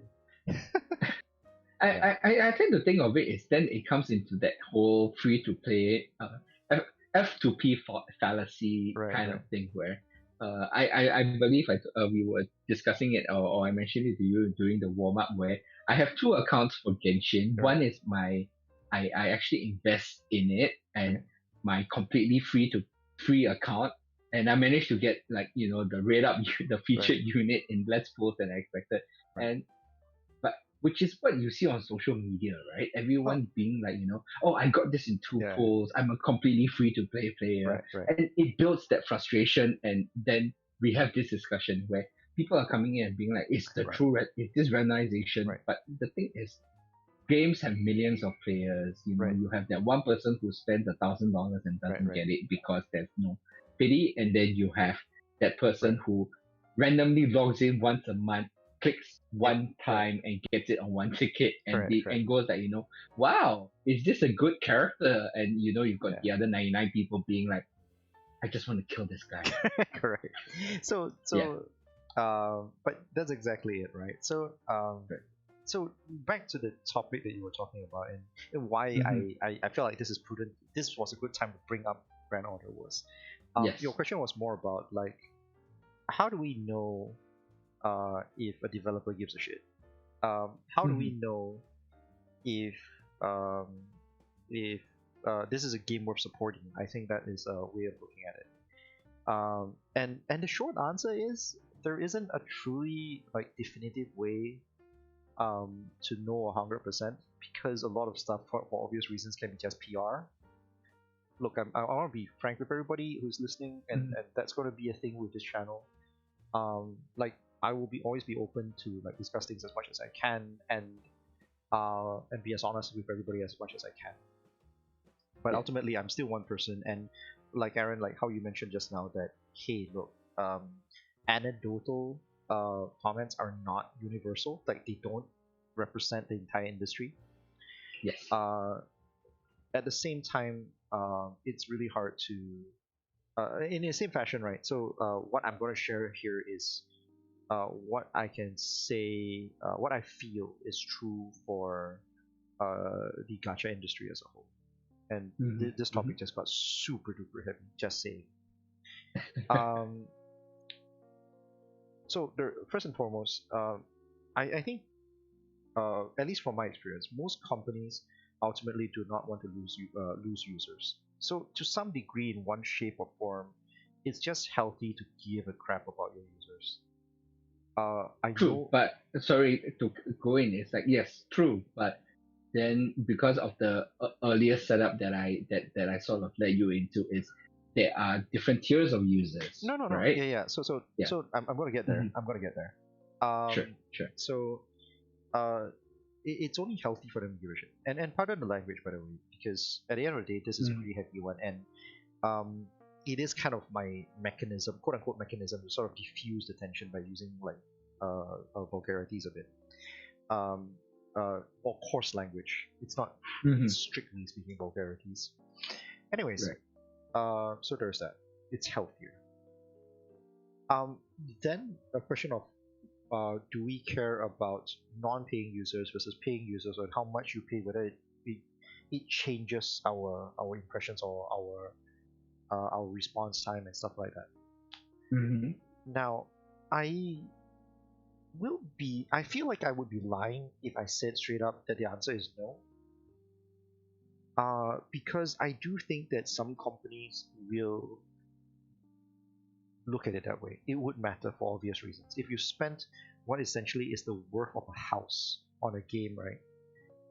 And you tell Mm-hmm. them tomorrow that, hey, I'm going to quit your game if you don't do me this. Then uh, it becomes a weird question for the company and the operation side. They're like, what exactly are we going to do? There's a business Mm-hmm, decision mm-hmm. here to be made. Yeah. Um, there is there's a lot of gray areas in that space. Very, very lot of gray areas in that space. Yeah. But very specifically to the context of what you were talking about just now, which was do gacha game companies care about whether their players, regardless of whether you've paid or not, get access to the characters that they're putting out, the new characters or the new content or the characters specifically that they want, right? Right. Yes. And I mentioned just now there is a business sense to it, so obviously we're just going to put that aside, and uh, the business sense of it is like automatically a default. That means by default, all gacha games will ultimately always care about their players. They're incentivized to care about their players without question. Okay, Mm. so that Mm-hmm. is a given. But let's assume, for example, that that wasn't enough. All right. Uh, Mm-hmm. I will tell you this much: the designers will always want the players to be able to get the units they want. Yeah. Okay. For a lot of reasons. A large part of that is because designers will want you to play with the units they've designed and see Yeah. how you respond. If you're The, happy the for the that, artist kind of correct, thing is like, I made this, I want you to enjoy it. Because if no correct, one's enjoying it, then what's the correct, my effort is. Yeah. Right. exactly. There's also a Mm-hmm. obvious legal incentive to make sure that players get the units. So once again, I'm gonna take that, put that to the side. Um, Okay. um, but uh, as at least from where I see, right, and from my personal experiences, at the end of the day, even if you are a free player, from my personal Mm-hmm. experience is that um, companies do care about their users. No one goes into this game, right? And pardon the pun there. No one goes into making games, right? Um, Mm-hmm. without a To certain, rob people blind. yes, correct, to rob people blind, and I mean there are some cases of that, obviously, and I do not want to. I won't go into too deep into um, the debate over investors or the positions of investors and stuff like that. Right. Mm-hmm. Very, very Mm-hmm. different discussion. But at the end of the day, right, everyone who's in this industry, right, will do care about players because at the end of the day, they themselves are players. They might not be players Mm-hmm. for the specific games that they're developing, but Mm-hmm. or the game genres that they are specifically like contributing to. But they are gamers in general, in different forms or another. What type of gamers they are, once again, is a very different conversation. But at the end, they do care. I think that's one of the charms of the games industry. Like there are probably outliers, like there are probably Mm-hmm. people who don't. Yeah. But at least from personal experience and like talking about like just the general um, sort of management theory, how you want to look at it, right? How you want to paraphrase Mm-hmm. this. For most people along the lines, there are people of varying levels and tiers that do really much care about the players. And and while the gacha system is what it is, um, they do want to put these units into the players' hands and still run a company and still feed their people, that kind of Yeah.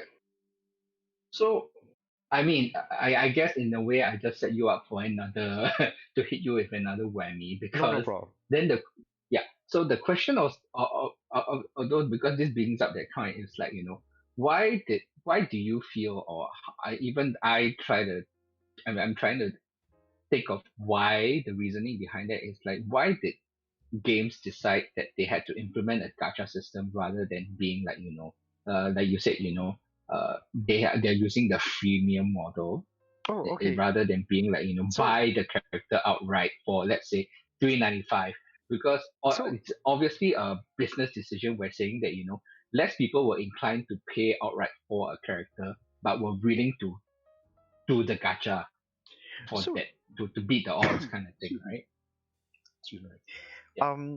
You have a very actually a very interesting question, but um, it goes into the player psychosis side of things, and it's a very long discussion. Yeah. We are at 1 hour and 36 minute mark right now, but I do feel that this is worth going in depth into. So I am going to extend this one a little bit. I hope you don't mind bearing with me, Aaron. I don't. I think it's one of the thing was it's something that we can use it as a closing, but I think it's that lead up. It's like because Mm-mm. randomization is the thing, but also for the fact that there must be a reason why Right, this randomization and this gacha system is now so popular, right, because right, obviously the initial system that right, you did casually mention, but it is very important, is right, there right. used to be a system where Okay. 590 So 599 get that character. Yeah. so in a very strange and very interesting way, although we never intended it to be, but we through our discussion we did talk about it in parts. The parts that led to this sort of conclusion. Mm-hmm. I think I mentioned in the last discussion before the perspective that I have towards gacha, which is that gacha games are basically the crowdfunding version of free to play games. Right. Those who can afford it will pay more. Those who can't afford it will pay less. So Right. basically, it's a pay as you go scenario. Mm-hmm. Or sorry, a pay as you see fit kind of scenario. Mm-hmm. In a very similar, so I'm going to start this answer. Just hold on to that thought a little bit, and I'm going to start this answer with the Nintendo reference that you made, the one that you were Mm-hmm. talking about just now, which is um, Yeah. the pay for extra levels or extra attempts kind of thing. Yeah. See, the thing is that there's a few ways that games have generally found themselves making money. Yes. Microtransactions in in all its forms mostly come in the form of like $1 or less per attempt kind of thing, right? Mm-hmm. And Mm-hmm. in that respect and in that thought process, right, those tend to favor the casuals and everything else, and are usually meant to be small, tiny transactions to sort of like for convenience. Those are convenience transactions. They're not Mm-hmm. content on transactions; they're convenience transactions. And for the vast majority of casual players, if you press on that too hard, a lot of players will just leave the game. And then it'll be up to those who are okay with repeating attempts, right, and paying like microtransactions to repeat attempts, that they would end up spending more. So that's where you earn your money. Mm-hmm. That the thing about these kind of games, those kind of games, they're not very content heavy. So their margins are pretty good, right? Because they use the same content just repeated over and over again. Like games that Yeah. make the most out of microtransactions are usually casual and puzzle games in this Mm-hmm. manner. Yeah. That they just they bankroll through this, you know. So they're not Mm-hmm. very content heavy. So they don't have much overhead. So normally they'll survive using this. Right. Um, so which goes back to that conversation I mentioned about how your margins, it's the one that your profit margins is what's important. How much it costs for you to produce the game and keep the game alive, to how much money that the whole game actually generates for you. So that's one Mm-hmm. thing. Then the other thing that Nintendo tried to do was the expansion system, which is they ask players to pay for new variations of content, new stages, Mm-hmm. new stuff like that. Now, statistically speaking, this applies to board games. I believe this applies to every other version of a game as well. Statistically speaking, right, expansions actually sell significantly less, right, than base games. Yes, that is true. So, and this is obviously a decaying value, which means with every subsequent expansion, right, the number of paying players, right, for this specific content, right, will drop. Mm-hmm. To some degree, this is technically true with gacha, but not exactly. So, if Mm, let's say, for okay. example, if I was to do RPG, technically speaking, right, units are expansions. You know what I'm saying? So Yes, if yes, every yes. time I make you buy a unit, right? Let's say for example you could pay $30 for Zhongli straight up. Let's say for example you pay $30 for Zhongli straight up. Mm-hmm. First time you get Zhongli, right? You buy already. Okay, cool. You got Zhongli already, right? But the thing is that you now have a strong geo character. Do you need Mm-hmm. another strong geo character? No. Then the next one, right, is going to drop. The sales is going to drop. Sales is going to drop. The sales is going to drop. Every subsequent geo character, right, is going to compare against the other geo character, and your value is going to drop. Mm-hmm. So that becomes obviously unsustainable because the longer you are with the game, right, the less likely you are going to pay for a new character because of the expansion thing, like that phenomenon that I was talking about with expansions. Yeah, I mean, I do agree on that, but it's always, I mean, like, I'm not the developer side, so you can't really see the numbers where I'm Right. sure there's a marketing board for the developers to show that, Well, a chart to plot how each new character affects right. and stuff like that. I mean, just generalizing it. But Yeah, of course, then you also still have, but of course, what you just mentioned doesn't affect the followers. The Correct. followers are like, I just want it, whether it's good or not, I just want Yeah, it kind of correct. thing, And right? and they are going to be a staple no matter what, so it doesn't matter. Like as Right. that marketing that monetization model won't Yes. affect the followers at all. Yes. Okay, so it doesn't matter. That's not because they are never part of this conversation. So the choice of monetization models doesn't affect their conclusion. Mm-hmm. So you have these two situations. So you know right now that the expansion model is a decaying profit model, and the micro transaction model, right, does not work for anything with with a high Content refresh. with a high content overhead, or Mm-hmm. this is one thing I did mention with the microtransaction. Microtransactions usually only work, right, if there is a lot of them, because it needs to quantity over quality, like one purchase. It needs to quantity over it, and it needs to be something that's super repeatable. You cannot have a point, right, where it stops. That's why it's always casual and puzzle games that have this. You know what I mean? Like mini microtransaction, like 99 cents or Yeah, no, $2 correct, kind of thing. and it cannot be a situation, right, where it goes like, oh, I have ended the game. Because if a player can end the game at that point, right, means that, Yeah. oh, you don't have to ever play again. There's no content for you, that kind of thing. The microtransaction system is usually a continuation system. It's for you to like continue the level kind of stuff. So that kind of thing. So you understand these two main models. Mm-hmm. And of course we keep in mind how these two models work. Then we take one step back. The original gaming model obviously is the premium model. Once you pay once, and then that's it. Some games, right? You pay once and then that's it. Forever, it's yours. Keep this in mind. These three business models in mind. Now, I'm going to talk about gacha games in general once more, and mobile games in sort of a more broader sense nowadays. Right. So all mobile games nowadays, most mobile games nowadays, and gacha games in particular, are what we call live service games, which means that they never intend to expire. The idea is that they would be with you for as long as they possibly can. The impression everyone has when we start a gacha game is always that it would be there forever. Truth of the matter is that it's only as long as it's profitable and the company can be around. That's true. Yeah, truth of the matter.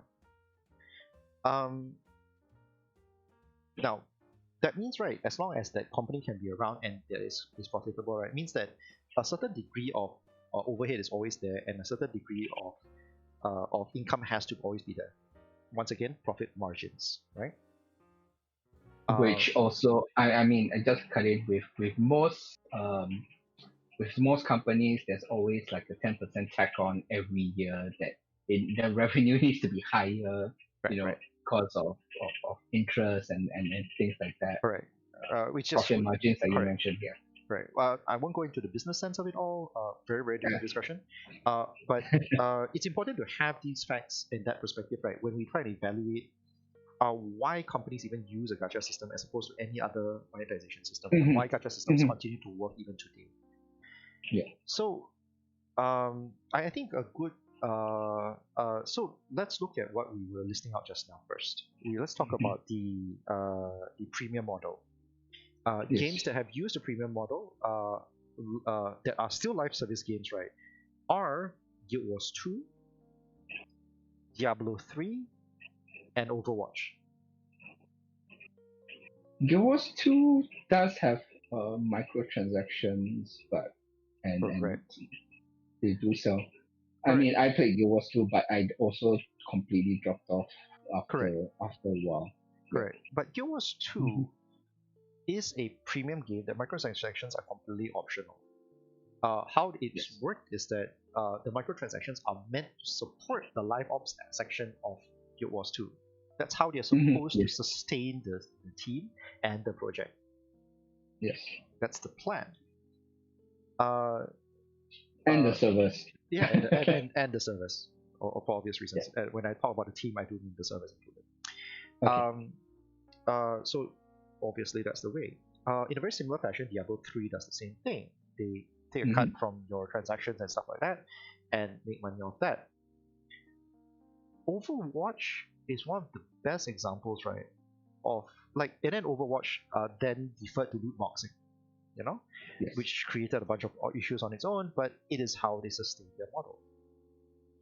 Keep Mhm. in mind, Guild Wars 2, Diablo 3, and Overwatch, right, do not have significant content updates all the freaking time. So their overhead, right, is never as high, right, as gacha games. I guess it's true because they usually do it seasonally. So like Correct. every 3 months, there's a somewhat large update. Right, but it's never in terms of like, oh, there's a new character every week or so, or every 2-3 Yeah. weeks or so, right? So it's a very, Yeah. very different That's true. ballgame. Mhm. So the overhead there is very, very different. So that's number one. Mhm. And number two, we mentioned just now about microtransactions and who it appeals to, and as well as how expansions are dwindling, like kind of thing, right? Mhm. The thing Mhm. is that one reason why expansions are generally a dwindling kind of thing is that more often than not, right, players will feel like, oh, I've tried the base game, I enjoy the base game, I'm enjoying the base game. Oh, now you're asking me to get more. Do I enjoy the base game enough to spend money on more? Huh. Most players will eventually say no because, you know what? I'm good where I am. It's not that they don't want Unless you. more. Yep. It's not like they Yep. don't want Yep. more. It's just, no, I'm good where I am. I'm just not willing to spend $5 or something like that to just get that little bit more. Uh-huh. So what happens is that, and once again, this is perfectly reasonable player sentiment. I'm not saying it's Right. wrong in any way, Mhm. but so it's done. So what happens is what gacha does, right, is that it does that in between. You see, the thing is that everybody wants free stuff. You Mhm. want to be part. You want, if let's say for example I was to give out an expansion and say, oh, if you've played with us for 3 months, I will give you this expansion for free.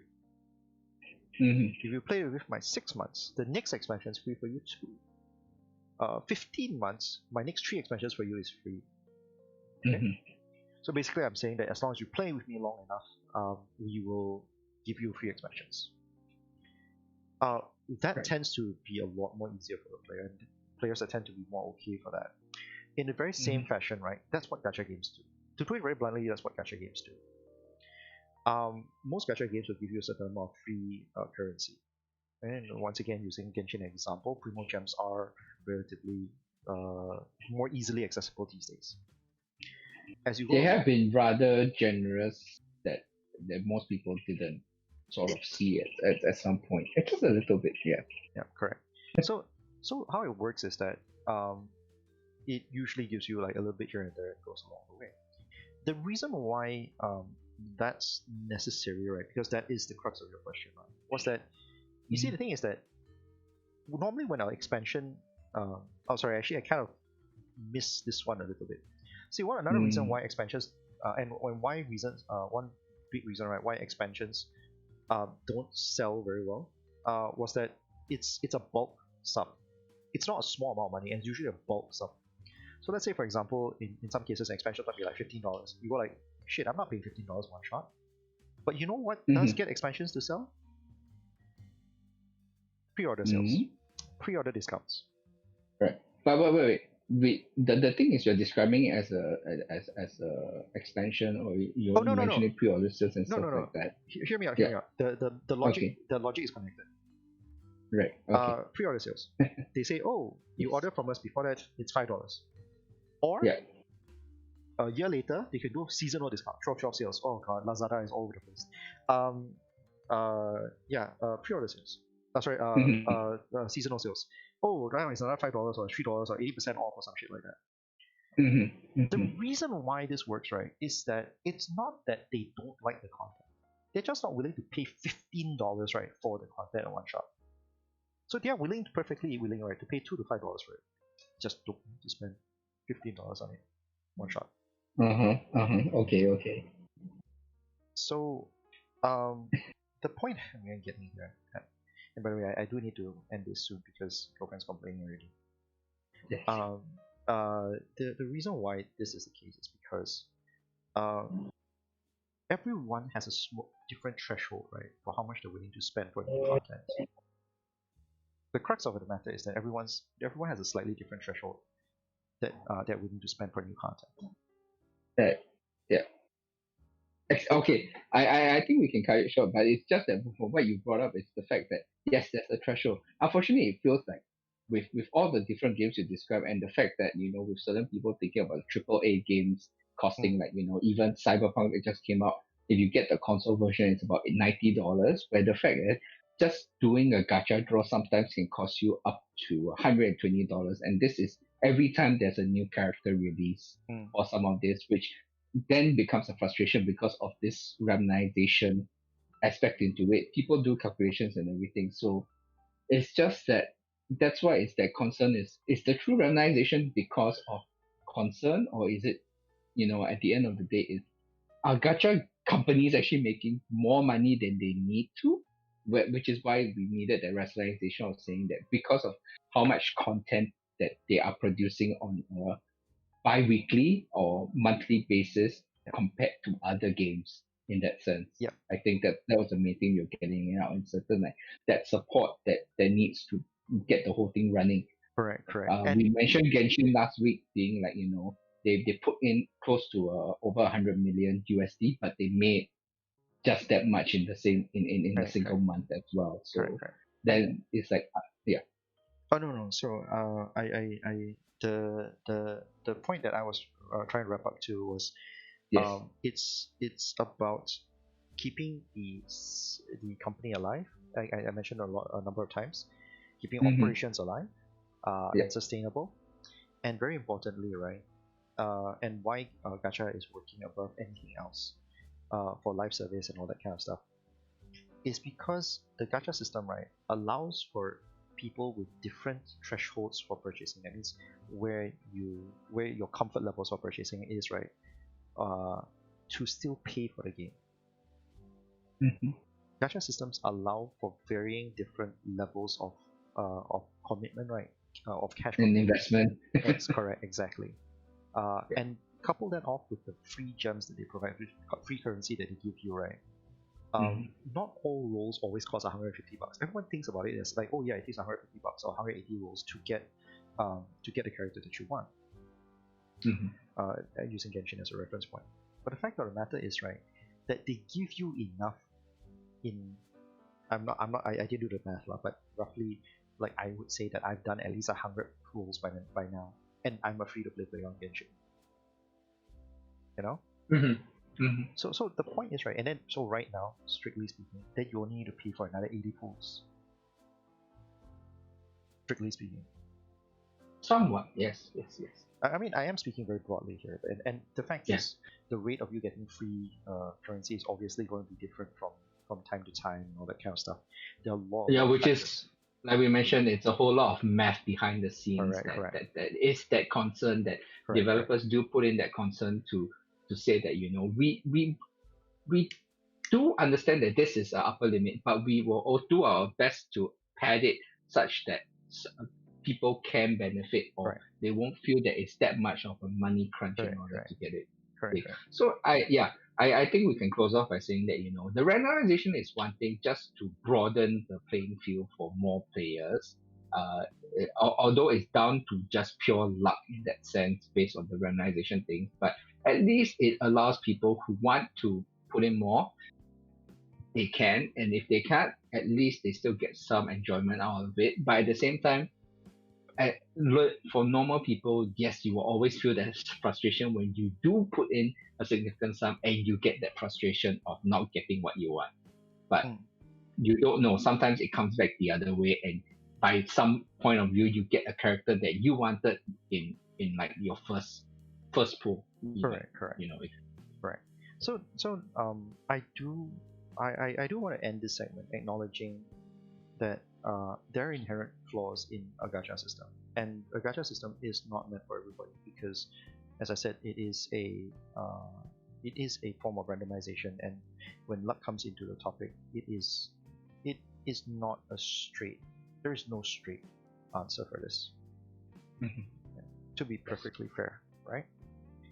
At the same time, I think where this conversation really is meant to, where this conversation started and is really meant to drive home on, is about having a fair assessment and discussion about gacha, why it is so, and how games have tried to approach it. I think it's just nice that we're actually ending it on this note, which is, yes, there is a lot of frustration. It's never nice to be a statistic. I'm just gonna put it that way. Mm-hmm. But like all games, I like to put it this way. Like all games, gacha's not meant for everybody. Not all games are meant for everybody. But they are not going out intentionally to screw everyone over. Correct, exactly Yeah. that. And if you are a person that has trouble with gacha, I do strongly advise to stay back, to take steps back, to make conscious steps to actually control yourself in one way or another. If you cannot do it alone, find people to help you. I think that is a very reasonable request to make. In a very similar fashion, but on the other side of the conversation, of course, very similarly, companies do need to be held accountable to some degree, and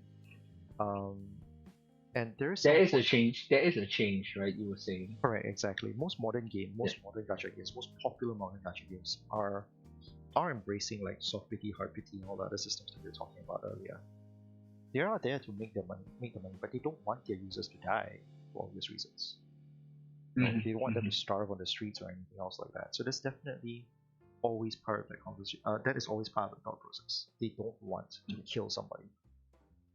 Yeah, they won't raise the grassland just to plant for one season, that kind of thing. And Exactly. Ideally, the seed is to encourage people to come back within their means, to spend within their means. Yeah. Correct. Exactly. So, excuse me. So, like all members of the industry, best practices take time to sort of come to the surface and try to figure out what's the best balance in between the two. And depending on the company overhead and the operations and all that kind of stuff, that we sort of roughly touched base on. Yeah. There are a lot of factors involved in this process, and that's. But anyway, what I would like to say is I think I see that there are a lot of companies that actually are taking gacha companies are taking more player feedback. They're more concerned about all these issues. So if anyone feels like they have an issue with it or it's too much, there's always an opportunity to sound off. And if not, walk away, because there's always going to be a gacha game out there. But exactly. Exactly. So with that, I think we can come to an end. Decent close. It's like a nice place to end. With that note, which is I mean, the industry is still relatively new. I think compared to the video games industry as a whole, mobile games industry is only like what, 10 years old, a decade plus, maybe above, a little bit more than that. And at least from where I start, I do hope that these conversations will be more common, at least within the industry. I'm hoping that at least how some of them share. And Right. yeah, we'll see more and more better improvements along in the future to just generally make to create a more healthy environment for everybody involved. Yeah. Cool. All right, cool. So yeah, it's super duper late. I can't get into. We don't have many people on tonight, so I won't go into a Q&A unless somebody wants to say something. Uh, but yeah, I want to do one thing though before we end. Two things rather. One of them is that I actually changed the background for my channel this time. My backing image this time around. I think it looks cooler. But The honeycomb. oh yeah, you noticed. Thank you. Yes. Yeah. So if anyone has any feedback on that, that'll be great. I'd love to hear from you guys if you think it's cooler or if you think it's like, oh my god, I like the older one better or something like that. This was me just screwing around and I thought this was there. There's that. The other thing is, of course, I'm gonna start ending all segments with a small disclaimer. That is, look, uh, I call people in here for a very nice casual chat about game design. We are going to talk based on our experiences uh, and I hope at least rather candidly about what we thought about the subjects that we're going to discuss. Uh, we will try to get as in depth to it as possible, but this is not a video essay.